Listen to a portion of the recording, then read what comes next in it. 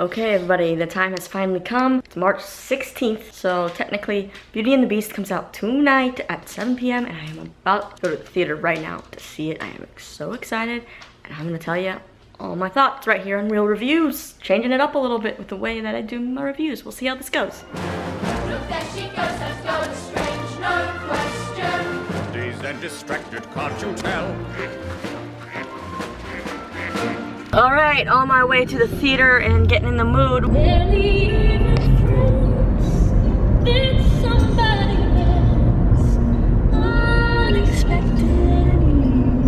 Literally just got home from seeing Beauty and the Beast, and oh man, I feel like I have so much to say, and it was so fun and magical. And I gotta let my dog out first, and then I'm gonna talk about it. Say hi, Riley. Okay, I got my own beast here, as you can see. So got back from seeing Beauty and the Beast, and it was everything I thought it would be, and probably even more. If you're a fan of the original, as my dog seems to be, Riley. If you love the animated classic, I think this movie will definitely bring so much nostalgia, like just hearing the sound of the keys on that first tune.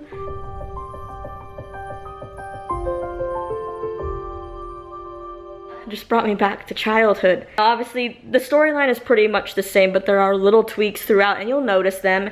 But I think they actually kind of help enhance the story. Emma Watson, I think, did a great job as Belle. I know if you listen to the soundtrack that they posted online, you can definitely tell there's some auto-tune issues, but in the movie, I feel like you couldn't hear it as much. Maybe just because it's so loud and grand and you're in the moment that you just get lost and it doesn't matter. But I think she did fantastic as Belle, and you know, Gaston is freaky as hell. Luke Evans did a great job making him frightening. Like, it's ridiculous. Like, the best part of this whole movie probably has to be LeFou, who is hilarious. Josh Gad stole the show in Frozen, and he's stealing the show once again in Beauty and the Beast with just his little remarks. And then he's a character that has some redemption at the end, which I like. I feel like one of my gripes, though, is that you didn't get enough of all the other characters, like household servants. I feel like in the animated movie, you got so much of, like, Cogsworth and Lumiere and Mrs. Potts that you do get a bit of them in this movie, but not as much. They shift a lot of the focus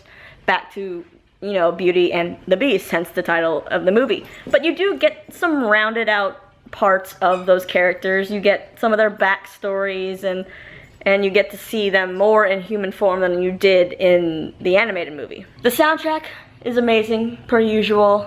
The new songs, I think, fit in pretty well. The special effects, pretty good. Parts of me didn't like how they did the characters, and like the Beast, I feel like you can definitely tell it was just a man on stilts, the way that he was just kind of so stiff as he was walking. But as the movie went on, you kind of got used to what they looked like. But I feel like it's nothing like revolutionary, nothing like extraordinary, but it is meant to service the fans of the original movie. And little kids might be a little terrified, though. I feel like this one, with the way that Gaston is portrayed, is pretty crazy. But the sets are phenomenal. The costumes. Is it bad that that's how I'm reviewing this? It's just saying it was good. It was great. It wasn't perfect, obviously. Parts of me did, I think, like Cinderella a little better, but I was never a huge Cinderella fan, so seeing live action Cinderella was kind of my first introduction to that, and I liked it. But being a fan of Beauty and the Beast, I think this serviced it well, so I'd give it a good solid B. There's definitely some things that could have been changed, or that didn't need to be changed, but overall I feel like with this movie, you feel a little bit more for all these characters. You get to know more about them. You learn about Belle's parents, you learn about the Beast's parents, you learn, like I said, the backstories of all the household, I don't want to call them servants, but I guess that's what they are. So you feel a little bit more connected to them, and you're rooting for Beauty and the Beast a little bit more. I don't know if I have anything else to say. My reaction, as you can tell, is pretty good. So I think I'd see it again. That's all I got. That's my reaction or review of this movie. I know it's super, super informative and critical. That's why I am not a real certified movie reviewer like all those other people you see on the internet who work for those big outlets who get all technical and stuff. I'm just a fan like you, and I thoroughly had a good time at this movie. I didn't cry, but the people around me cried about 4 times, and then some girl farted in the middle of the movie, and our entire row just lost it laughing. Almost as much as we did laughing at Josh Gad as LeFou. That's me. reacting to Beauty and the Beast, I think you should definitely go see it. And if you want some more Beauty and the Beast, I have a video on my channel with everything that you need to know about Beauty and the Beast and some things you might not know about the making of this movie, like who was almost cast in this movie. And you can check that out somewhere over here and subscribe, because maybe I'll try to do this a little bit more. Maybe this style of movie read. Do you like this better than the formative, like camera on a tripod, reading off a script?